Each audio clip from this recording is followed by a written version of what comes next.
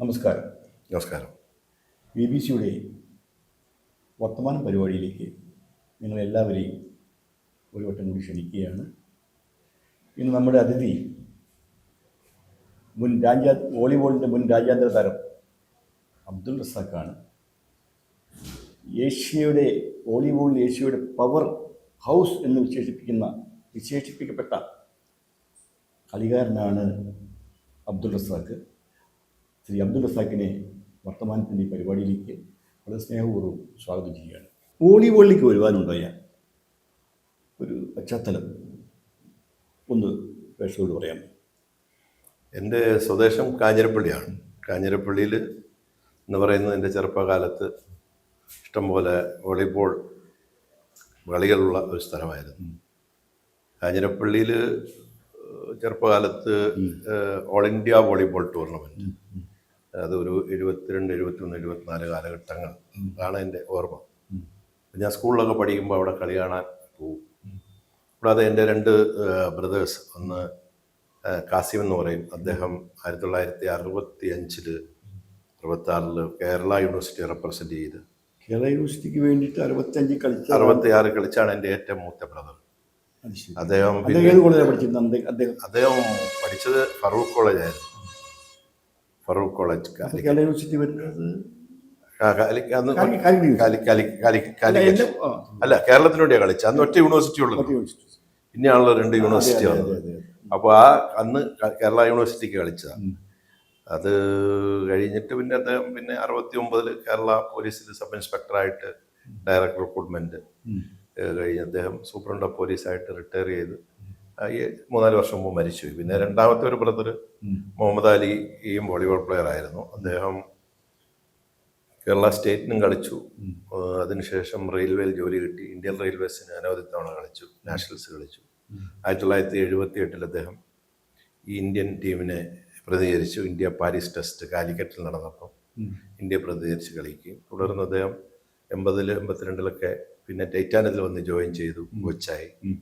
അങ്ങനെ റിട്ടയർ ചെയ്ത് അദ്ദേഹം ഈ അടുത്തിടയ്ക്ക് മരിച്ചുപോയി. ഈ 2 ചേട്ടന്മാരായിരുന്നു വാസ്തവത്തിൽ അങ്ങയുടെ വഴികാട്ടികൾ എന്ന് വേണേൽ വിശേഷിപ്പിക്കാം. തീർച്ചയായിട്ടും അങ്ങനെ തന്നെ. അവരുടെ കളി കണ്ട് അവരുടെ കളിയിലുള്ള ആ ഒരു പ്രചോദനമായി മാറിയിട്ടാണ് വോളിബോളായിട്ട് ബന്ധപ്പെടുന്നത്. അതിൽ GV രാജ സ്പോർട്സ് ഹോസ്റ്റലിൽ അഡ്മിഷൻ കിട്ടി അങ്ങേക്ക്. അത് വോളിബോളുമായിട്ട് ബന്ധപ്പെട്ടാണ് കിട്ടുന്നത്. അത് വേറെ എന്തെങ്കിലും സ്പോർട്സിൻ്റെ വേറെ ഇല്ലില്ല. 1975 GV രാജ സ്പോർട്സ് സ്കൂൾ ഫസ്റ്റ് ബാച്ച് തുടങ്ങുന്നത്. അപ്പം ഞാൻ 8ാം ക്ലാസ്സിലാണ് പഠിക്കുന്നത്. അപ്പോൾ അതിൽ ഇങ്ങനെ സ്കൂളിലെ നമ്മുടെ ഗവൺമെൻറ് ഹൈസ്കൂളിൽ പഠിക്കുമ്പം ജോർജ് സാറ് പറഞ്ഞിങ്ങനെ സെലക്ഷൻ ഉണ്ട്, പോകണമെന്ന് പറഞ്ഞു. വീട്ടുകാരോട് പെർമിഷൻ വാങ്ങിച്ച് അങ്ങനെ അവിടെ പോയി സെലക്ഷൻ കിട്ടി. അങ്ങനെ അവിടെ നിന്ന് 8ാം ക്ലാസ്സും 9ഉം 10ഉം അവിടെ പഠിച്ചു. വോളിബോളായിരുന്നു പ്രധാനമായിട്ടും. വോളിബോളിലാണ് എനിക്ക് സെലക്ഷൻ കിട്ടിയത്.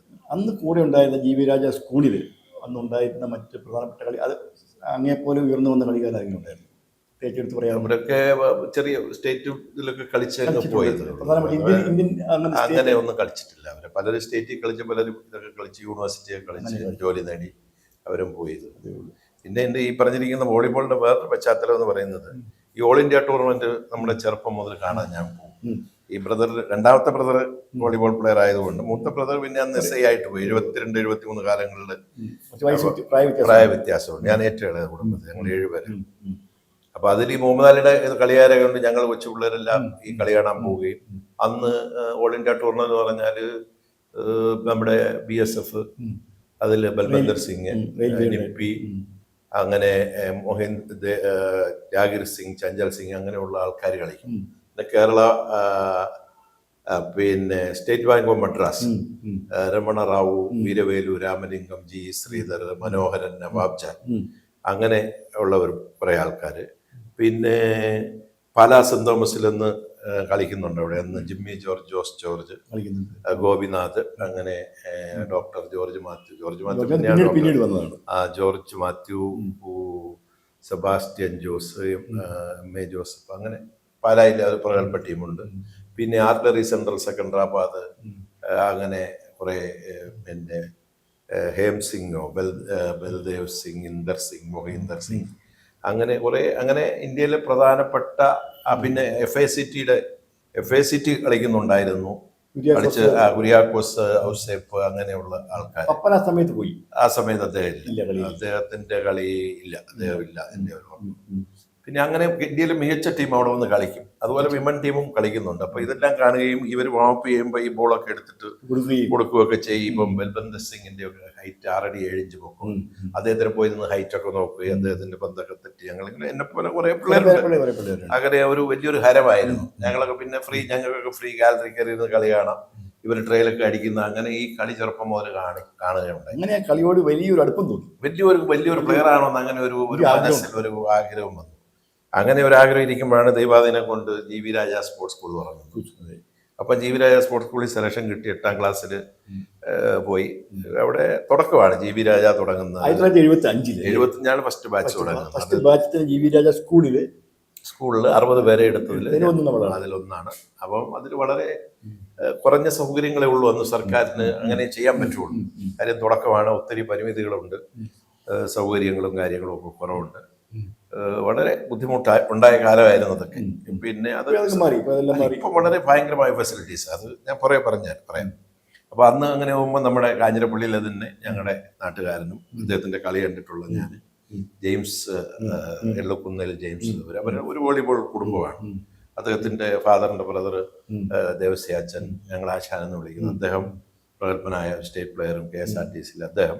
പിന്നെ ജെയിംസ് സാറിന്റെ ബ്രദർ വേറൊരാളുണ്ട് ജോർജ്, പിന്നെ അദ്ദേഹത്തിന്റെ അനിയൻ സെബാസ്റ്റ്യൻ, അവരൊരു വോളിബോൾ കുടുംബമാണ്. അപ്പൊ സാറ് അവിടെ ഞങ്ങൾക്ക് പോകുമ്പോൾ ഫസ്റ്റിലെ കോച്ചിങ് തന്ന സാറ്, വോളിബോളിന്റെ അടിത്തറ ശക്തമാക്കി തന്നത് ജെയിംസ് സാറ്. അദ്ദേഹം പിന്നെ പ്രത്യേകം നമ്മളോടൊക്കെ ഒരു താല്പര്യം, ഞാൻ നാട്ടുകാരനാണെന്ന് എന്നാലും ചെറുപ്പം മുതൽ കണ്ടുവരികയും ഒക്കെ ചെയ്തതിന്റെ 2 പ്രദേശമായിട്ട് ഒരു കളിക്ക് ഒരുമിച്ച് അങ്ങനെ ഒരു വലിയൊരു സ്നേഹബന്ധം അദ്ദേഹം ഉണ്ടായിരുന്നു. നമുക്ക് അടുത്ത് 1979 ഇന്റർ യൂണിവേഴ്സിറ്റി രാജസ്ഥാനിലെ ബിനാലിയിൽ വെച്ചില്ല. അതിനു മുമ്പ് 79-80 പിലാനി. 78-79 കേരള യൂണിവേഴ്സിറ്റി ഇവിടെ കളിച്ചായിരുന്നു, ജയ്പൂര്. അത് വിൻ ചെയ്തു.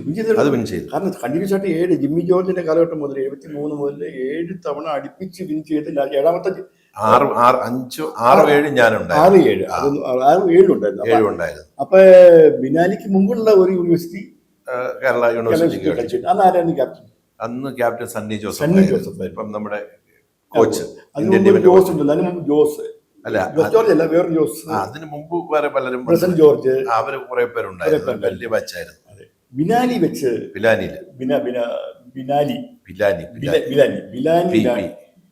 രാജസ്ഥാനിലെ ബിലാനിയിൽ വെച്ചിട്ടുള്ള ആ കളിയിലാണ് നിങ്ങൾ ആരെയാണ് തോന്നിച്ചത്? കേരള യൂണിവേഴ്സിറ്റി ആരാത്തോ എനിക്ക് തോന്നുന്നു കുരുക്ഷേത്രയോ അങ്ങനെയാണ്, അങ്ങനെയുള്ള യൂണിവേഴ്സിറ്റിയാണ്. അന്ന് മെയിൻ 60 കളിച്ച എം ജോജി ആയിരുന്നു ക്യാപ്റ്റൻ. അന്ന് ജോജി ആയിരുന്നു. ന്യൂമാൻ കോളേജിന്റെ എം ജോജി ആയിരുന്നു ക്യാപ്റ്റൻ. അന്ന് മെയിൻ 60 കളിച്ചിരുന്ന ആർക്കാണ് ഓർമ്മയുണ്ട്? ഞാനുണ്ടായിരുന്നു, ഉദയകുമാർ ഉണ്ടായിരുന്നു, ജോജി ഉണ്ടായിരുന്നു, സെബാസ്റ്റ്യൻ ജോർജ് ഉണ്ടായിരുന്നു, സെബാസ്റ്റ്യൻ ജോർജ് ജിമ്മിയുടെ ബ്രദർ, പിന്നെ ജോസ് വർഗീസ് ഉണ്ടായിരുന്നു, രാജീവൻ നായർ, ഒടുപുഴക്കാരൻ തന്നെ ജോസ് വർഗീസ് മെയിൻ 60 കളിക്കുന്നത്. 79 ശേഷം 80 ബറോഡ നാഷണൽ എന്നായിരുന്നു അത്. 79-80 ഫസ്റ്റ് നാഷണൽ, സീനിയർ നാഷണൽ എന്ന് പറയുന്നത് ബറോഡ നാഷണലാണ്. അതിൽ ആരൊക്കെ ഉണ്ടായിരുന്നു മെയിൻ 6 കളിച്ചവർ? അന്ന് ഞാൻ തുടക്കമല്ലേ, മെയിൻ 6 ഞാനില്ലായിരുന്നു. അന്ന് ഡോക്ടർ ജോർജ് മാത്യു ഉണ്ടായിരുന്നു, PJ ജോസഫ്, പിന്നെ ഗോപിനാഥ്, പിന്നെ NC ചാക്കോ, അങ്ങനെ കുറെ ഉണ്ട്. എനിക്ക് മെയിൻ 6 സ്റ്റാർട്ട് തന്നും നാഷണൽ വന്നില്ല. അതിനുശേഷം 1980 നവംബറിലാണ് തൊടുപുഴയിൽ സ്റ്റേറ്റ് ചാമ്പ്യൻഷിപ്പ് എടുക്കുന്നത്. അതിനുശേഷം നടക്കുന്ന നാഷണൽ എന്ന് പറയുന്നത് വടകര നാഷണൽ അല്ല, കോഴിക്കോട് നാഷണലാണ്. കോഴിക്കോട് നാഷണൽ മെയിൻ 60 കളിച്ചു. കോഴിക്കോട് നാഷണൽ മെയിൻ 60 കളിച്ചു. അന്ന് മെയിൻ 6 കളിച്ച ആരൊക്കെയാണെന്നുള്ള ഓർമ്മ? അന്ന് ഞാൻ ഉദയകുമാറുണ്ട്, S Gopinath, doctor George Mathew, Johnson Jacob ഉണ്ടായിരുന്നു. അങ്ങനെ എല്ലാവരും മാറി മാറി കളിച്ചു. അന്ന് ഞങ്ങളുടെ റെയിൽവേയോടാണ് ഞങ്ങൾ സെമി ക്വാർട്ടറിൽ തോക്കുന്നത്. അപ്പൊ എന്റെ എതിര് മുഹമ്മദ് അലി ബ്രദർ ഇന്ത്യൻ റെയിൽവേസിൽ കളിക്കുന്നുണ്ടായിരുന്നു. അങ്ങനെ റെയിൽവേസ് നോക്കുന്നത്. അന്ന് മാനുവൽ കളിക്കുന്നത്? അന്ന് മാനുവൽ ഇല്ല, മാനുവൽ ഗൾഫിൽ പോയി. അതിനുശേഷം ടൈറ്റാനിയത്തിൽ എന്താ വരുന്നത്? ടൈറ്റാനിയത്തിൽ 80. അന്നത്തെ എനിക്ക് തോന്നുന്നു യൂണിവേഴ്സിറ്റി വിൻ ചെയ്ത അതേ ടീമിൽ എല്ലാവർക്കും ടൈറ്റാനിക് ജോലി അത് മിക്കവാറും എല്ലാവരും ഒരു 8-9 പേര് അന്ന് ടൈറ്റാനിയത്തിൽ ടൈറ്റാനിയത്തിൽ ഉണ്ടായിരുന്നു. ഉണ്ടായിരുന്നു. 85-ലാണ് ഡൽഹി നാഷണൽ നടക്കുന്നത് അല്ലേ? നാഷണൽ ഗെയിംസ് അത് കേരളം വിൻ ചെയ്തു. കേരളം ആദ്യമായിട്ട് ഒരു നാഷണൽ വിൻ ചെയ്യുന്നത് 85-ൽ ഉദയകുമാർ ക്യാപ്റ്റനായിരുന്നു. ഉദയകുമാർ ക്യാപ്റ്റൻ. അതിന്റെ ഒരു അനുഭവം എന്ന് പറയുമ്പോൾ അത് കേരളത്തിൽ ഞങ്ങൾ ഇവിടുന്ന് യാതൊരുവിധ കോച്ചിങ് ക്യാമ്പൊന്നും ഇല്ലാതെയാ പോയത്. അന്ന് അത് ഈ ടീമിനെ അയക്കുന്നത് Indian Kerala Olympic association national ഗെയിംസിന് ടീമിനെ അയക്കുക സ്പോർട്സ് കൗൺസിലും സംയുക്തമായിട്ടാണ്. അപ്പൊ അന്ന് യാതൊരുവിധ ട്രെയിനിങ്ങും ക്യാമ്പും ഒന്നും ഇല്ലാതെ ഞങ്ങൾ പോയത്. ശരിക്കും പ്രോപ്പറായിട്ട് റിസർവേഷൻ ഒന്നുമില്ല. അപ്പൊ ഞാനും ഉദയകുമാറും സിറിലും പിന്നെ റെയിൽവേന്ന് പോലീസ് ജോയിൻ ചെയ്ത വർഷമാണ്. അപ്പൊ അങ്ങനെ നാഷണൽ ഗെയിംസ് കളിക്കാൻ ഞാൻ ഉദയകുമാർ സിറില് ജോൺസൺ ജേക്കബ് ജോസറീസ് ഇല്ല ജോമി ടൈറ്റാനിയത്തിലെ ജോമി VC ജോണ് അങ്ങനെ ഒരു ടീം അങ്ങ് പോയി അവിടെ എന്തായാലും പോയി കളിച്ചു. കളി നന്നായിട്ട് എല്ലാവർക്കും അങ്ങനെ ഒരു എന്താ പറയുക പ്രിപ്പറേഷൻ ഒന്നും കോച്ചിങ് ക്യാമ്പൊന്നും ഇല്ലാതെ പോയത് കൊണ്ട് അതിൻ്റെതായ കുറവുണ്ടെങ്കിലും നമ്മൾ ഒരു കളി 2 കളിയൊക്കെ കളിച്ച് പ്രഗത്ഭരായ എല്ലാ ടീമിനെയും പരാജയപ്പെടുത്തി. കാര്യം അവരൊക്കെ ഓരോ മാസം ക്യാമ്പൊക്കെ കഴിഞ്ഞ് വന്നവരാണ്. ഹരിയാനയുടെ പ്ലേയേഴ്സ് പറയും ഞങ്ങൾ ഒരു മാസം ക്യാമ്പൊക്കെ കഴിഞ്ഞിട്ട് വന്ന് നിങ്ങൾ കോച്ചിങ് ക്യാമ്പ് ഒന്നും ഇല്ലാതെ വന്ന് കളിച്ച് നമ്മളെ അടിച്ചില്ലേ. പഞ്ചാബ് പോലീസിനെ ആയാലും ഹരിയാന ആയാലും എല്ലാ ടീമിനെ അടിച്ച് 1985 ചരിത്രത്തിൽ ആദ്യമായിട്ട് കേരളം ആദ്യമായിട്ട് നാഷണൽ ഗെയിംസിൽ ട്രോഫിയിൽ മുത്തമിടുന്നു ഇല്ലേ? ഉദയകുമാറിന്റെ നേതൃത്വത്തിലുള്ള. അതെ നാഷണൽസും നാഷണൽ ചാമ്പ്യൻഷിപ്പ് നാഷണൽസും ഇതുവരെ അന്നും ജയിച്ചിട്ടില്ല കേരളം. പിന്നെ ജയിക്കുന്നത് ഞങ്ങളൊന്നും കളിച്ചപ്പോഴും കേരളം നാഷണൽ ഗെയിംസ് ആണ് ജയിക്കുന്നതാണ് 85 ഉദയകുമാറിന്റെ നേതൃത്വത്തിൽ. അതെ അന്ന് സിറിലുണ്ടായിരുന്നു ടീമിൽ. സിറിലുണ്ടായിരുന്നു. ഞാൻ ഉദയകുമാർ, സിറില് ജോൺസൺ ജേക്കബ്, ജോമി, സിറിലെ ഉദയകുമാർ, അബ്ദുൾ റസാഖ് ഇവരറിയപ്പെടുന്ന ത്രിമൂർത്തികൾ എന്ന പേരിലാണ് അല്ലേ? അങ്ങനെയാണ് പത്രക്കാർ പറയുന്നത്. ത്രിമൂർത്തികൾ എന്ന പേരിലാണ് അറിയപ്പെടുന്നത്. അവർക്ക് 2 പേർക്കും അർജുന അവാർഡ് കിട്ടി. അങ്ങേക്ക് മാത്രം കിട്ടാതെ പോയതിന്റെ കാരണം എന്ന് പറയാമോ? എന്തെങ്കിലും പൊളിറ്റിക്സ് അതിനകത്തുണ്ടായിരുന്നു? അത് കിട്ടാത്ത കാര്യങ്ങൾ എന്ന് പറഞ്ഞാൽ 1986 ഞാൻ ടീമിലില്ലായിരുന്നു. ടീമിൽ സെലക്ഷൻ തന്നില്ല. പല കാരണങ്ങൾ അവർ പറയുന്നുണ്ട്. അതിനെയൊക്കെ പറ്റി ഇപ്പൊ പറഞ്ഞാല് അത് ജീവിച്ചിരിക്കുന്നവരെയും മരിച്ചുപോയവരെയൊക്കെ വിമർശിക്കുന്നതിന് തുല്യമാവുന്നു. അല്ല, അതിനകത്ത് എന്തെങ്കിലും പൊളിറ്റിക്സ് മാറ്റി നിർത്താൻ വേണ്ടിയിട്ട് ആരെങ്കിലും പണിതിട്ടുണ്ടോ? ഞാൻ പറയാം, അതിൽ എല്ലാ ഫീൽഡിലും ഇതുണ്ടല്ലോ. യഥാർത്ഥ കളിക്കാരെ ഒക്കെ മാറ്റി നിർത്തിക്കൊണ്ട് ചിലപ്പോൾ എന്താ പറയുക ശുപാർശയുടെ അടിസ്ഥാനത്തിലൊക്കെ വരുന്നവരൊക്കെ ഉണ്ട്. അങ്ങനെ എന്തെങ്കിലും സംഭവിച്ചതാണ്? കാരണം നിങ്ങളൊന്ന് നന്നായി കളിക്കുന്ന കൂട്ടത്തിലാണ്. എനിക്ക് തോന്നുന്നു, ഞാൻ പറഞ്ഞില്ലേ, ഒരു പവർ ഗെയിം വാസ്തവത്തിൽ ഇന്ത്യയിൽ അബ്ദുൾ റസാഖിൻ്റെ തൊട്ട് ബൽവന്ത് സിംഗിനെ എനിക്കറിയില്ല. അബ്ദുൾ റസാഖിൻ്റെ അടുത്ത് നിൽക്കുന്ന ഒരു പവർ ഗെയിം വേറെ ആർക്കില്ല. ബ്ലോക്കേൽ ഒന്നുകിൽ അടിച്ച് പൊളിക്കുകയാണ്. ആരിതിൻ്റെ നന്നായി ചാടി വോളിബോളിൻ്റെ പുസ്തകത്തിൽ സ്പൈക്കർ എങ്ങനെ അടിക്കണം എന്നുള്ള 2 ഉദാഹരണങ്ങളാണ്. ഒന്ന് ജിമ്മി ജോർജ്, ഒന്ന് അബ്ദുൾ റസാഖ്. നന്നായിട്ട് കളിക്കുന്നു. പക്ഷെ എന്തുകൊണ്ട് അങ്ങനെ അർജുന അവാർഡ് കിട്ടാതെ പോയിരുന്നില്ല? ഞാൻ പറഞ്ഞത് 86 ആ ഒരു ഇതിലാണ്. ഞാൻ 80 ജൂനിയർ ഇന്ത്യ കളിച്ച് one of the best spiker award കിട്ടി ഏഷ്യയിൽ. ഞങ്ങളുടെ വേൾഡ് ജൂനിയർ ചാമ്പ്യൻഷിപ്പ് കളിക്കാൻ പോയി അമേരിക്കയിൽ. 81 കോമൺവെൽത്ത് ഗെയിംസിൽ കോമൺവെൽത്ത് വോളിബോൾ ചാമ്പ്യൻഷിപ്പ് ഇംഗ്ലണ്ടിൽ നടന്നു. എനിക്കൊരു 19 വയസ്സേ ഉള്ളെന്ന് തോന്നുന്നു. അന്ന് ഇന്ത്യയെ റെപ്രസെന്റ് ചെയ്ത് കളിച്ചു. ഞാനും കേരളത്തിൽ നിന്ന് ജോൺസൺ ജേക്കബ് ഉണ്ടായിരുന്നു, മലയാളികൾ. അന്ന് ബ്രോൺസ് മെഡൽ കിട്ടി. പിന്നെ അതിനെ തുടർന്ന് 83 ഏഷ്യൻ ചാമ്പ്യൻ, അതിനെ തുടർന്ന് എല്ലാ ഇന്റർനാഷണൽ മാച്ചിൽ ഇന്ത്യ റെപ്രസെന്റ് ചെയ്തു. 86 വന്നപ്പം ഞാൻ അന്ന് ഉള്ള ഇന്ത്യൻ ടീമിൽ അന്ന് 12 പേരിലെടുത്ത 4 കൗണ്ടർ ട്രാക്ക് റെക്കോർഡ് പോലെയൊക്കെ തന്നെ മികച്ച പ്രകടനം എനിക്ക് ഉണ്ടായിരുന്നു എന്ന് എനിക്ക് നല്ല കോൺഫിഡൻസ് ഉണ്ടായിരുന്നു. പക്ഷെ എന്നെ ടീമിലെടുത്തില്ല. പല കാരണങ്ങളും ആണ് അന്ന് അവർ പറഞ്ഞത്. അന്ന് ആദ്യമേ ഒഴിവാക്കുമ്പോൾ സിയോളിൽ 86 അതിൽ 3-ാം സ്ഥാനത്ത് വന്നു. അന്ന് 3-ാം സ്ഥാനത്ത് ആ ടീമിൽ എടുത്തില്ല. ആ ടീമിൽ ഇന്ത്യയിൽ കിട്ടിയില്ല. അതിനുശേഷം അതുകൊണ്ട് ആയിരിക്കും പിന്നെ അർജുന അവാർഡ് കിട്ടാതെ വന്നത്. പക്ഷെ അതിലൊക്കെ ചില കാരണങ്ങളുണ്ട്. ഒന്നാമത് ഭാഗ്യം വേണം. ഒരു ഏഷ്യൻ ഗെയിംസ് കളിച്ചവർക്ക് അർജുന അവാർഡ് കിട്ടിയിട്ടുണ്ട്. 2 ഏഷ്യൻ ഗെയിംസ് കളിച്ച് മെഡലുള്ളവർക്ക് ആയ പലർക്കും അർജുന അവാർഡ് കിട്ടി. അതിൽ ഉണ്ടായിരുന്ന ബെല്ലുവിന്റെ ഒരു ബ്രദറുണ്ട്, മെഹർ സിംഗ്. പുള്ളി 82-ലും 86-ലും കളിച്ചു. 82-ൽ ഞങ്ങളുടെ കൂടെ ഉണ്ടായിരുന്നു, 86-ലും ഉണ്ടായിരുന്നു. അന്ന് മെഡലുണ്ട്. മെഹർ സിംഗിന് കിട്ടിയില്ല. അതുപോലെ 2 പേർക്ക് അർജുന അവാർഡ് കിട്ടാത്ത ഒരു ഏഷ്യൻ ഗെയിംസ് കളിച്ചവർക്ക് കിട്ടാത്തവരുണ്ട്. പക്ഷെ ഒരു ഏഷ്യൻ ഗെയിംസ് കളിച്ചവർക്ക് കൊടുത്തിട്ടുണ്ട്, പലർക്കും കൊടുത്തിട്ടുണ്ട്. പിന്നെ പിന്നെ ചില സീനിയേഴ്സ് നിൽക്ക ചെയ്ത് ജൂനിയേഴ്സിന് കൊടുത്ത ചരിത്രമുണ്ട്. അങ്ങനെയുണ്ട്, പലർക്കും ഉണ്ട്. അതായത് അർഹരായ പലർക്കും കിട്ടാതെ പോയിട്ടുണ്ട് ചുരുക്കം. ഉണ്ട്, പലർക്കും ഉണ്ട്. നമ്മുടെ ഇന്ത്യയിലെ കേരളത്തിലെ നമ്മുടെ ജോബി ജോസഫ് എന്ന് പറഞ്ഞ ജോബി ജോസഫ്, നമ്മുടെ ടോം ജോസിന്റെ കാലത്ത് അല്ല, ജോബി ഞങ്ങളുടെ ജൂനിയറാണ്. പുള്ളി ബാങ്കിൽ ചെന്നൈയിലായിരുന്നു. ഇപ്പം പുള്ളിയുടെ നാട്ടില്ല. 2 ഏഷ്യൻ ഗെയിംസ് കളി നല്ല നല്ല പ്ലെയർ, സ്പൈക്കറായിരുന്നു, നല്ല സ്പൈക്കറായിരുന്നു. ഗൾഫിൽ ഖത്തറിലൊക്കെ കളിച്ചിട്ടുണ്ട്. അയാൾക്ക് കൊടുത്തിട്ടില്ല. അതുപോലെ പലരെയും തികഞ്ഞു. ചിലർക്ക് കൊടുത്തു, ചിലർക്ക് കൊടുത്തില്ല. അതിനൊക്കെ ചില ഉണ്ടാവും, തീർച്ചയായിട്ടും ഉണ്ട്. ഇല്ലാന്ന് ഞാൻ ഒരിക്കലും പറയില്ല. അത് നമുക്ക് അത് പരിശോധിച്ചാൽ അറിയാം ആർക്കൊക്കെ ഏതൊക്കെ കാലഘട്ടത്തിൽ അർജുന അവാർഡ് കൊടുത്തു, എങ്ങനെ കിട്ടി. അതൊന്നും ഇനിയിപ്പോ നമ്മൾ കാര്യങ്ങളൊന്നുമില്ല. അങ്ങേക്ക് ഏറ്റവും ഇഷ്ടപ്പെട്ട വോളിബോൾ താരം? എനിക്ക് ഇഷ്ടപ്പെട്ട ഒത്തിരി പേരുണ്ട്.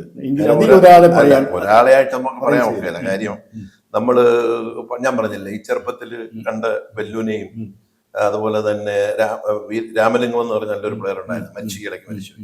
അതുപോലെ ജിമ്മി ജോർജ്, രാമലിംഗം, ബെല്ലു പ്രഗത്ഭനായ പ്ലെയർ ആയിരുന്നു. 10-23 വർഷം കേരള നാഷണൽസ് കളിച്ചു. 23 വർഷത്തോളം പഞ്ചാബിന് വേണ്ടി കളിച്ചു. എത്രയോ, എനിക്കൊണ്ട് 15 നാഷണൽ അദ്ദേഹം വിൻ ചെയ്തിട്ടുള്ളത്. പിന്നെ ഓൾ ഇന്ത്യ പോലീസിലെ അദ്ദേഹം BSFിലായിരുന്നു. അദ്ദേഹം 6 അടി 7 ഇഞ്ച് പൊക്കം ഉണ്ടായിരുന്നു. നല്ല ഹൈറ്റ്, 1 ലെഗിലാണ് ഒരു പ്രത്യേക പർട്ടിക്കുലർ ബോൾ. നല്ല അറ്റാക്കറായിരുന്നു. പിന്നെ ജിമ്മി ജോർജിന്റെ കളിയുടെ പ്രത്യേകത എന്ന് പറഞ്ഞാൽ അതിന്റെ സ്റ്റൈലാണ്. അതെ, മനോഹരമാണ്. കണ്ണിന് കുളിർമ നൽകുന്ന രീതിയിലുള്ള കളിക്കാരനാണ് ജിമ്മി ജോർജ്. ഒരു സെക്കൻഡ് വായുവിൽ നിന്നുകൊണ്ട് ബോൾ അടിച്ചു വീഴിക്കുന്ന പോലെ തോന്നിക്കുന്നു. അദ്ദേഹത്തെ കുറിച്ചുള്ള കളിയുടെ പ്രത്യേകത, അദ്ദേഹം വൺ ഓഫ് ദി ബെസ്റ്റ് അറ്റാക്കറാണ് ഇന്ത്യയിൽ. ബെല്ലു പോലെ, അദ്ദേഹത്തിന് പോലെ, അതുപോലെ പല പ്ലെയേഴ്സും ഉണ്ട്. ഞാൻ പറഞ്ഞില്ല, ജോബി നല്ലൊരു പ്ലെയറാണ്. പിന്നെ ശിവരാമൻ നല്ല പ്ലെയറാണ്. പിന്നെ ബെസ്റ്റ് ഓൾറൗണ്ടർ, ഇന്ത്യ കണ്ട മികച്ച ഓൾറൗണ്ടർ SLC വള്ളൂരുണ്ട്. 86 ടീമിലെ ക്യാപ്റ്റനായിരുന്നു. പിന്നെ ഉദയകുമാർ ബെസ്റ്റ് ബ്ലോക്കർ. അങ്ങനെ ഓരോ കാലഘട്ടത്തിൽ ഓരോ പ്ലേയേഴ്സ്. അബ്ദുൽ ബാസിദ് ഉണ്ട്, അദ്ദേഹം 3 ഏഷ്യൻ ഗെയിംസ് കളിച്ചു. അവിടെ തന്നെ ഉണ്ടായിരുന്ന വേറെ ഒരു ഉണ്ടായിരുന്നല്ലോ, എന്താ പറയുന്നത്, കരീമുള്ളയും നല്ല പ്ലെയർ ആയിരുന്നു. ഇന്ത്യൻ ടീമിൽ കളിച്ചു, 86 ഏഷ്യൻ ഗെയിംസ് കളിച്ചു. ഞാൻ സ്പൈക്കറെ കുറിച്ചാണ് ചോദിച്ചത്. ഒരു സെറ്റർ വോളിബോളിൽ അങ്ങ് കണ്ടതിൽ ഒരുപാട് പേരുണ്ട്. ഞാൻ ചോദിക്കുന്നത് വീണ്ടും അത് ആവർത്തിക്കുകയാണ്. എങ്കിലും പ്രത്യേകിച്ച് എടുത്തു പറയുന്ന ഒരു സെറ്റർ ശ്രീധരനെ പോലെ അദ്ദേഹം ഉണ്ടായിരുന്നു. ശ്രീധർ നല്ല സെറ്ററാണ്, ഇന്ത്യൻ ടീമിന് ഒത്തിരി കളിച്ചു. അതുപോലെ ഹേം സിംഗ് നല്ലൊരു പ്ലെയറാണ്, സർവീസസിന് കളിച്ച് ഇന്ത്യ കളിച്ചു. ബൽദേവ് സിംഗ് നല്ല സെറ്ററാണ്. പിന്നെ ദലീൽ സിംഗ് നല്ല സെറ്ററാണ്. അന്നത്തെ കാലഘട്ടത്തിലാണ് പറയുന്നത്. കേരളത്തിലെടുത്താൽ S ഗോപിനാഥ് നല്ല സെറ്ററാണ്. ജിമ്മിയുടെ കൂടെ എത്രയോ നാലോ അദ്ദേഹം കളിച്ചിട്ടുണ്ട്. അദ്ദേഹം ഞങ്ങളെല്ലാം ഒരുമിച്ച് ഞങ്ങൾ കോഴിക്കോട് നാഷണൽസ് കഴിച്ച് നമ്മൾ തിരുപ്പൂർ ഒരു ഓൾ ഇന്ത്യ ടൂർണമെന്റ് ഉണ്ടായിരുന്നു. അദ്ദേഹമായിരുന്നു സെറ്റർ. അന്ന് നാഷണൽസ് ജയിച്ച പഞ്ചാബിനെയൊക്കെ അടിച്ച് ഞങ്ങൾ അവിടെ ഓൾ ഇന്ത്യ വിൻ ചെയ്തു. ഇന്ത്യയിലെ ഏറ്റവും മികച്ച ഒരു ഓൾ ഇന്ത്യ ടൂർണമെന്റാണ് തിരുപ്പൂരിൽ. പിന്നെ ജോസ് വർഗീസ്, അതുപോലെ ജോമി, PC ജോൺ, അങ്ങനെ പല സെറ്റർമാരും ആ കാലഘട്ടത്തിൽ ഉണ്ടായിരുന്നു. പിന്നെ ഓൾറൗണ്ടർമാരില്ലേ, നമ്മുടെ റെയിൽവേയിലെ മനോഹരൻ നല്ല സെറ്റർ. ഞങ്ങൾ ഒരുമിച്ച് ഇന്ത്യൻ റെയിൽവേസ് കളിച്ചു. 2-3 വർഷം കളിച്ചിട്ടുണ്ട്. നാഷണൽസും ഫെഡറേഷൻ കപ്പ് ജയിച്ചിട്ടുണ്ട്. പിന്നെ ചിത്രപാണ്ഡ്യൻ എന്ന് പറഞ്ഞ തമിഴ്നാടിന്റെ വേറൊരു മരിച്ചുപോയി, അദ്ദേഹം നല്ലൊരു സെറ്ററാണ്. ഈ സെറ്റർ നിർത്തിക്കഴിഞ്ഞാൽ ഓൾറൗണ്ടർ എന്ന് പറയുമ്പോൾ 6 പോകുന്നത് 1, 2, 3, 4, 5 6 സെൻട്രൽ 6 പോകുന്ന ആളാണല്ലോ ഈ എന്താ പറയുന്നത് 5-1 കളിക്കുമ്പോൾ. 5-1 കളിക്കുമ്പോൾ ഒരു ഡിഫൻസ്, ഒരു സെറ്ററേ ഉണ്ടാവുള്ളൂ. ബാക്കി 6 പോകുന്ന മിക്കവാറും ഓൾറൗണ്ടർ ആയിരിക്കും. ഏറ്റവും നല്ല ഓൾറൗണ്ടർ ആയിട്ട് അങ്ങ് കണ്ടിട്ടുള്ള കളിക്കാരൻ അല്ല, ഓൾറൗണ്ടർ ഞാൻ കണ്ടത് ഏറ്റവും മികച്ച പ്ലെയർ SLC വള്ളൂർ. അതെ, അല്ല ഓൾറൗണ്ടർ. ലിഫ്റ്റ് ഒഴിച്ച് ബാക്കി അല്ലാതെ ഈ ലൂസ് ബോൾ വരുന്നതൊക്കെ അദ്ദേഹം നല്ല ലിഫ്റ്റ് ചെയ്യും. പിന്നെ ജമ്പാൻ സർവീസ്, ഫസ്റ്റ് പാസ് എല്ലാം ഓൾറൗണ്ടർ എന്നുള്ള ഒരു നല്ല അന്ന് കളിക്കുമ്പോൾ ലിഫ്റ്റൊക്കെ ചില സമയത്ത് ഇടേണ്ടി വരും. അത് ആരും ഇടേണ്ടി വരും. ചില ബോൾ ചിലപ്പോൾ സെറ്റർക്ക് എത്താൻ പറ്റാത്തപ്പോൾ നമ്മളാണെങ്കിൽ നമുക്ക് അത് അറ്റംപ്റ്റ് ചെയ്യണം. അന്ന് കണ്ടിട്ടുള്ള വെച്ചാൽ ഏറ്റവും നല്ല ഓൾറൗണ്ടർ SLC. എന്താ രാജീവ് നായരെ കുറിച്ചുള്ള അഭിപ്രായം? രാജീവാനും നല്ലൊരു ബ്ലോക്കറും ഓൾറൗണ്ടറായിരുന്നു. വോളിബോൾ ജീവിതത്തിൽ അങ്ങേക്ക് മനസ്സിനെ സ്വാധീനിച്ച അല്ലെങ്കിൽ ഇഷ്ടപ്പെട്ട അല്ലെങ്കിൽ വേദനിപ്പിച്ച ഏതെങ്കിലുമൊക്കെ സംഭവം ഉണ്ടാവും. അതിൽ ഇപ്പോഴും മനസ്സിൽ കൊണ്ടു നടക്കുന്ന ഒരു സംഭവം ഉണ്ടാവണം, അത് പ്രേക്ഷകരോട്. അല്ല, ഏറ്റവും വിഷമപ്പെട്ട കാര്യം 1986 ഇന്ത്യൻ ടീമിൽ നിന്ന് കിട്ടാതെ പോയതാണ്. ഒഴിവാക്കിയത്. സന്തോഷമുള്ള കാര്യം പറയുവാണെങ്കിൽ, സന്തോഷമുള്ള കാര്യം എന്ന് പറഞ്ഞാൽ ഈ ആദ്യമായി കേരളത്തിനെ പ്രതികരിക്കുകയും ഒരു നാട്ടിൽ എന്താ പറയുക, നമ്മുടെ സ്വപ്നം യാഥാർത്ഥ്യമാകുക എന്ന് പറഞ്ഞു. ചെറുപ്പം മുതൽ ഒരു വോളിബോൾ പ്ലെയർ ആകുക. ജീവിരായ സ്പോർട്സ് സ്കൂളിൽ പഠിച്ചു. അങ്ങനെ പല കോച്ചസിന്റെയും കൈകളിൽ കൂടെ വന്ന് പ്രഗത്ഭനായ ജൂനിയർ ഇന്ത്യൻ ടീമിൽ ഏഷ്യൻ ചാമ്പ്യൻഷിപ്പിൽ ഇന്ത്യയെ പ്രതികരിച്ച് കളിച്ച് ബ്രോൺസ് മെഡൽ വന്നു. അവിടെ ഒരു ബെസ്റ്റ് അറ്റാക്കർ ഒരു അവാർഡ് കിട്ടി. അത് നമ്മുടെ വോളിബോളിന്റെ ഏറ്റവും വലിയ തുടക്കമാണ്. അതിനുശേഷം പിന്നെ നമ്മുടെ കരിയർ മാറുകയാണ്. അപ്പോൾ പല കോച്ചസിന്റെ കീഴിലും ഒക്കെ വന്ന് കളിക്കാൻ പറ്റി. പിന്നെ നമ്മുടെ ഒരു 5 അടി 11 ഇഞ്ച് പൊക്കമുള്ള ഞാൻ ഇന്ത്യയെ പ്രതികരിച്ച് അന്താരാഷ്ട്ര കളികളിലൊക്കെ ഈ പൊക്കം ഒരു കുറവായിട്ട് വന്നിട്ടുണ്ട്. കാരണം അവരൊക്കെ വലിയ കളിക്കാരാണ്. ഇപ്പൊ ജപ്പാനായിട്ട് വരുമ്പോൾ ജപ്പാനിൽ വലിയ ഉയർന്ന പൊക്കം കൂടിയവരാണ്. അവരൊക്കെ ആയിട്ട് കളിക്കഴിഞ്ഞില്ല. ഇല്ലില്ല, എന്നെ സംബന്ധിച്ച് അങ്ങനെ വന്നിട്ടില്ല. കാര്യം ഞാൻ ഹൈറ്റ് ജമ്പുള്ളത് കൊണ്ട് നല്ല ജമ്പ് അത് മാനേജ് ചെയ്ത് പോകുമായിരുന്നു. ഈ കോച്ചുമാരില് ഒരുപാട് കോച്ചുമാരുണ്ട്. അത് നിങ്ങൾ എനിക്ക് തോന്നുന്നത് ആദ്യത്തെ ഒരു കോച്ച് മിക്കവാറും ഗോപിനാഥ് സാർ ആയിരിക്കണം.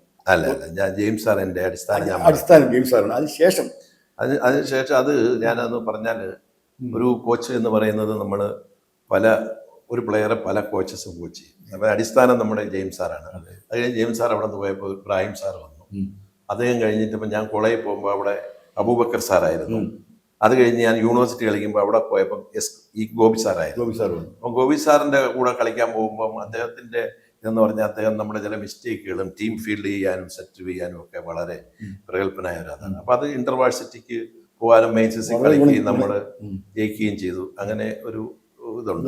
ഗോപി സാറ് കഴിഞ്ഞിട്ട് പിന്നെ അത് കഴിഞ്ഞിട്ട് ഞങ്ങൾ ഒരു അത് ഞാൻ പറയാം. അത് കഴിഞ്ഞിട്ട് പിന്നെ നമ്മുടെ 1980 ജൂനിയർ ഇന്ത്യൻ ക്യാമ്പ് നടന്നു. ആ ക്യാമ്പിൽ രാജസ്ഥാനിലുള്ള ഓജ എന്ന് പറഞ്ഞ ഓജ സാറായിരുന്നു. അന്ന് ഞങ്ങൾ ഏഷ്യൻ ചാമ്പ്യൻഷിപ്പിന് പോയി ബ്രോൺസ് മെഡൽ കിട്ടി. ഞങ്ങൾ വേൾഡ് യൂണിവേഴ്സിറ്റിക്ക് പോയി. അത് കഴിഞ്ഞ് പിന്നെ വന്നത് പിന്നെ ഞങ്ങൾ കോമൺവെൽത്ത് വോളിബോൾ ചാമ്പ്യൻഷിപ്പിന് പോകുമ്പം റെയിൽവേസിന്റെ മണിയേട്ടനായിരുന്നു കോച്ച്. ഇന്ത്യൻ റെയിൽവേസിന്റെ കോച്ച് അദ്ദേഹമായിരുന്നു. പിന്നെ 82 വന്നപ്പോൾ പിന്നെ അതിനുശേഷം പിന്നെ ഞങ്ങൾ സൗദി അറേബ്യയിൽ പോയി. അല്ല, അത് 85 80 മണിയേട്ടൻ്റെ കൂടെ പോയി. അത് കഴിഞ്ഞിട്ട് പിന്നെ രമണറാവു സാറ് കോച്ചായിരുന്നു. പിന്നെ 82 ഏഷ്യൻ ഗെയിംസിൽ രമണറാവു സാറും പിന്നെ കുട്രാഡോ എന്ന് പറഞ്ഞ ജർമ്മൻ കോച്ച് ഉണ്ടായിരുന്നു. ഇതിൻ്റെ ഇടയിൽ ഞാൻ 80 ഗൾഫിൽ അബുദാബിയിൽ ദുബൈയിൽ അവിടെ ഒരു ക്ലബ്ബ് കളിക്കാൻ പോയി. അവിടെ ചെന്നപ്പം കൊറിയൻ കോച്ചായിരുന്നു. അദ്ദേഹത്തിന്റെ കീഴിൽ ഒരു 3-4 മാസം ട്രെയിനിങ് കിട്ടി. കഴിഞ്ഞ് തിരിച്ചു വന്നു. 82 ഏഷ്യൻ ഗെയിംസ് ഫുൾ ഒരു വർഷം കുട്രാഡോ ആയിരുന്നു. പിന്നെ 83 ഞങ്ങൾ ഏഷ്യൻ ചാമ്പ്യൻഷിപ്പിന് പോകുമ്പം പിന്നെ അർജുന അവാർഡ് BSFന്റെ പഴയ നിപ്പി സാറായിരുന്നു. അപ്പോൾ 84, 85 വീണ്ടും 85 മണിസാറിന്റെ കൂടെ വന്നു. മണിസാർ ഏകദേശം ഇന്ത്യൻ റെയിൽവേസ് വന്നപ്പോൾ മണിസാറായിരുന്നു ഒരു 3 വർഷം കോച്ച് മണിയായിട്ട്. ഈ ഇടയ്ക്ക് ചോദിച്ചോട്ടെ, വിദേശ കോച്ചിന്റെ കൂടെയും അങ്ങ് ട്രെയിൻ ചെയ്യപ്പെട്ടിട്ടുണ്ട്. ഒരുപാട് കാലം നമ്മുടെ ഇന്ത്യൻ കോച്ചുമാരുടെ ഇല്ല, ചെറുപ്പിൻ്റെ ഗോപിനാഥ് സാറിൻ്റെ ഒക്കെ ഒരുപാട് പേരുടെ. വാസ്തവത്തിൽ വിദേശ കോച്ചിൻ്റെ കൂടെ ട്രെയിനിങ് കിട്ടുന്നതാണോ? ഏതാണ് അത് പറയാൻ ബുദ്ധിമുട്ടുണ്ടെങ്കിൽ പറയേണ്ട. പക്ഷേ എങ്കിൽ പോലും ഏതാണ് കുറെ കൂടി ബെറ്റർ ആയിട്ട് തോന്നിയിട്ടുള്ളത്?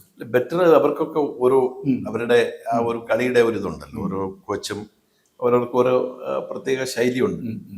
പക്ഷേ ഇപ്പം നമ്മുടെ വിദേശ കോച്ചുകൾ ട്രെയിൻ ചെയ്തെടുക്കുന്നവർ മിക്കവാറും ആ മേഖലയിൽ സ്പോർട്സിലായാലും വോളിബോളിലായാലും ഏതിലാണെങ്കിലും അവരൊക്കെ വിൻ ചെയ്തിട്ടാണ് അത് മുമ്പോട്ട് കയറി വരുന്നതായിട്ട് കാണുന്നുണ്ട്. ഏത് നമ്മുടെ അല്ല, എപ്പോഴും നമുക്ക് ഇപ്പോൾ നമ്മൾ ഒരു ഇന്റർനാഷണൽ മാച്ച് ഒക്കെ നമുക്ക് ഓടുമ്പോഴെങ്കിലും കളിക്കണമെങ്കിലും ഒക്കെ വിദേശ കോച്ചിന്റെ ട്രെയിനിങ് അത്യാവശ്യം. അതാണ് അത്യാവശ്യം.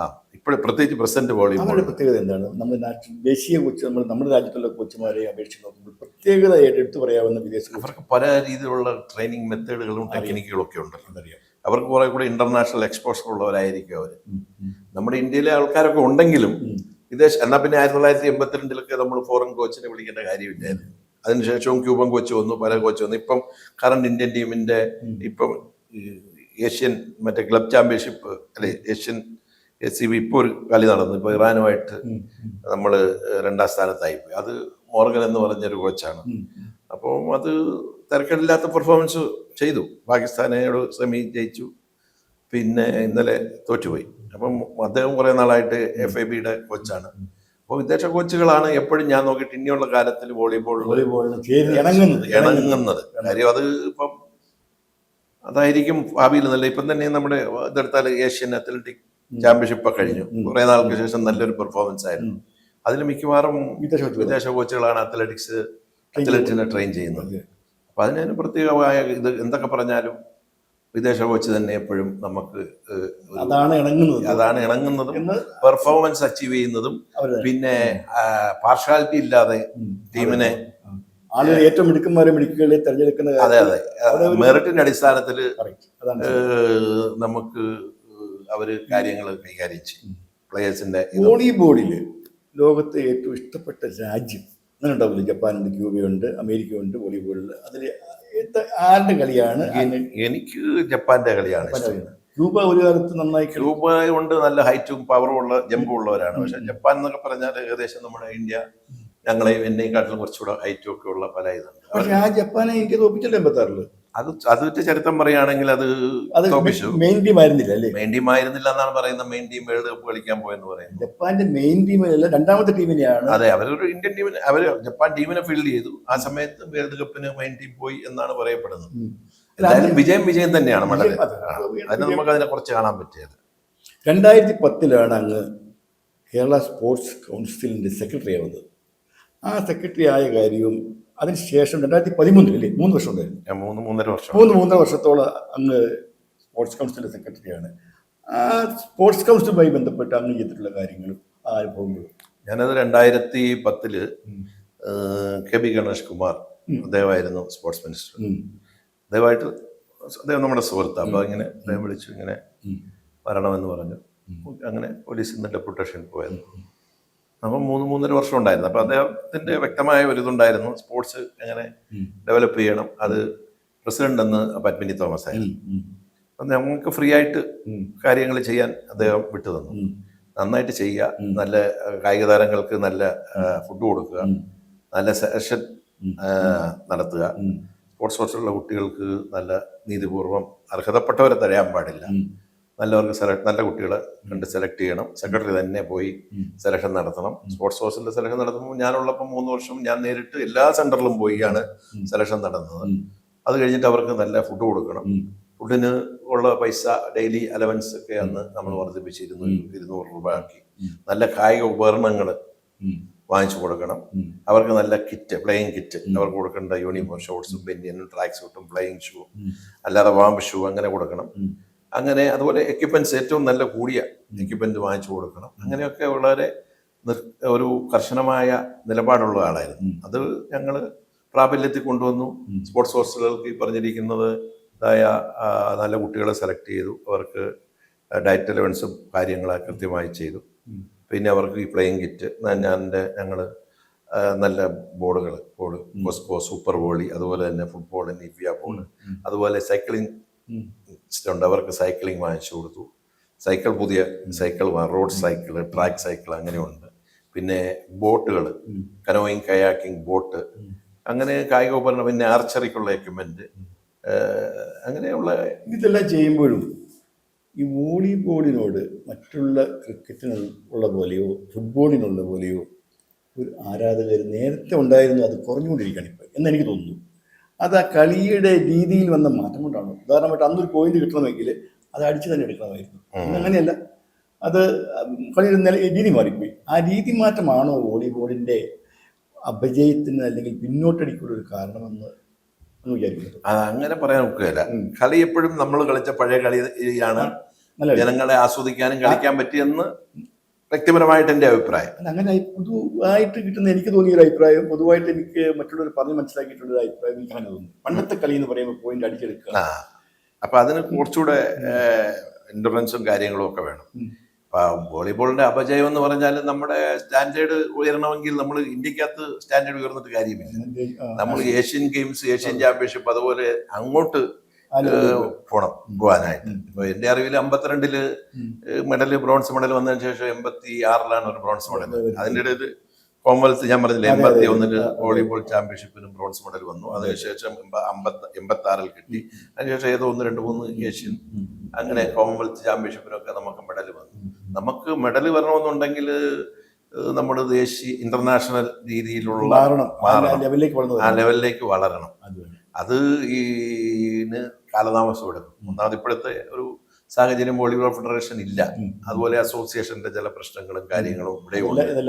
അതെല്ലാം ബാധിക്കുന്ന ആരെയാ ബാധിക്കുന്നത്? പാവപ്പെട്ട കുട്ടികളെ, വളർന്നു വരുന്ന വോളിബോൾ താരങ്ങളെ, മിനി ജൂനിയർ യൂത്ത് ആ വിഭാഗങ്ങളെ ഉള്ള കുട്ടികൾക്ക് ദേശീയ ചാമ്പ്യൻഷിപ്പിന് പങ്കെടുക്കാനുള്ള അവസരമില്ല. അങ്ങനെ അവസരം ഉണ്ടെങ്കിൽ മാത്രമേ അവർക്ക് ആ സർട്ടിഫിക്കറ്റിന് വിലയുള്ളൂ, എവിടെയൊരു ഒരു തൊഴിൽ കിട്ടാൻ പറ്റുള്ളൂ. അതുപോലെ ദേശീയ ക്യാമ്പ്, ജൂനിയറും അങ്ങനെയൊക്കെ ഉള്ള ഇതിൽ ഏഷ്യൻ ചാമ്പ്യൻഷിപ്പും കാര്യമൊക്കെ അതിനൊക്കെ ഇന്ത്യൻ ടീം പോകണമെങ്കിൽ ദേശീയ ചാമ്പ്യൻഷിപ്പ് ഇപ്പം സെലക്ഷൻ നടത്തിയാണ് എടുക്കുന്നത്. ആ സെലക്ഷനിൽ കാട്ടിലും അത് ഒരു ദിവസം 2 ദിവസം സെലക്ഷൻ നടത്തും. പക്ഷേ മറ്റ് നാഷണൽ ചാമ്പ്യൻഷിപ്പ് നടത്തുകയാണെങ്കിൽ കുറേ ദിവസങ്ങൾ കളിച്ച് ഒരു പ്ലെയറിൻ്റെ പെർഫോമൻസ് നല്ല രീതിയിൽ പെർഫോം ചെയ്യാൻ ആ പ്ലെയറിന് കഴിയും. അതിൽ നിന്ന് സെലക്ഷൻ ചെയ്തു വരുന്നവർക്ക് ഇതിലേക്ക് പോകാൻ കുറച്ചുകൂടെ നല്ല അവസരങ്ങളുണ്ടായിരുന്നു. ആദ്യമായി ജോലി കിട്ടുന്നത് ടൈറ്റാനിയത്തിലാണ്. അതെ. ഏത് വർഷമാണത്? 1980. അതിനുശേഷം പോലീസാണ് പിന്നെ വരുന്നത്. റെയിൽവേയിൽ ഇന്ന് പോയി ജോയിൻ ചെയ്തു.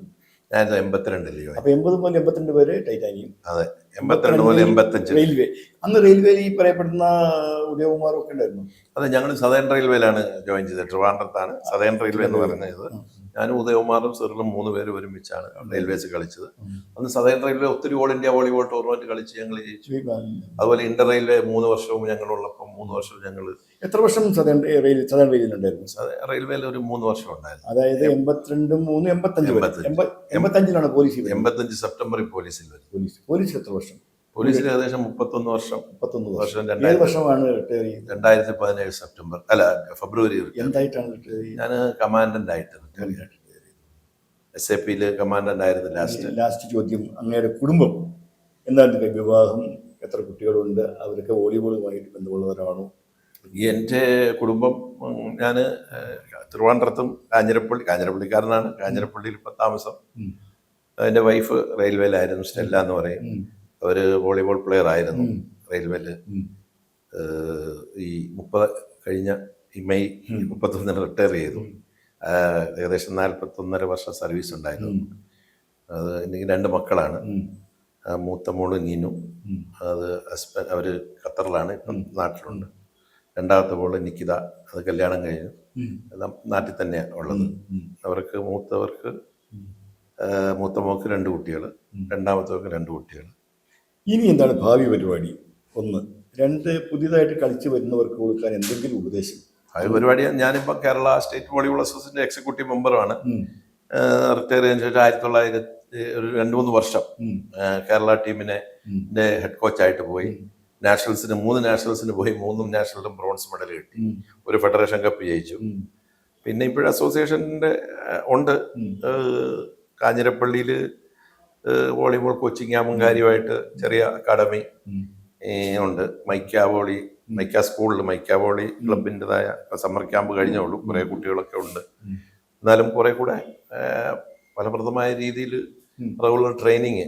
ഒന്നാമത് കാലാവസ്ഥ കാഞ്ഞിരപ്പള്ളിയെ സംബന്ധിച്ച് മിക്കവാറും മഴയും കാര്യങ്ങളൊക്കെയാണ്. സമ്മർ ക്യാമ്പ് കഴിഞ്ഞ് പിന്നെ ട്രെയിനിങ് കണ്ടിന്യൂ ചെയ്താണ്. പക്ഷെ മഴ വന്നോണ്ട് നിർത്തി വെച്ചിരിക്കുകയാണ്. പുതിയ കളിക്കാർക്ക് കൊടുക്കേണ്ട ഉപദേശം? പുതിയ കളിക്കാർക്ക് ആത്മാർത്ഥമായിട്ട് വോളിബോളിനോട് സമീപനം വേണം. ഹാർഡ് വർക്ക് ചെയ്യുക, അച്ചടക്കം വേണം. അതുപോലെ പഠിക്കുന്ന കുട്ടികളാണെങ്കിൽ പഠിക്കുക. നമുക്ക് നല്ല ജീവിതത്തിൽ ഒരു മിനിമം ഇപ്പം ഒരു ഗ്രാജുവേഷൻ എങ്കിലും വേണം ഒരു തൊഴിൽ കിട്ടാൻ. ഗ്രാജുവേഷനും വേണം, അതിൻ്റെ കൂടെ ഒരു പ്ലസ് കമ്പ്യൂട്ടറിൽ ജ്ഞാനം വേണം. അങ്ങനെയൊക്കെ ഉള്ളവർക്കൊക്കെ നല്ല കളിച്ചൊക്കെ വന്ന ഒത്തിരി അവസരങ്ങളുണ്ട്. വളരെ നന്ദി ശ്രീ റസാഖ് സാർ, BBC പരിപാടികൾ സഹകരിച്ചതിന് വളരെ വളരെ വളരെ നന്ദി. Thank you very much.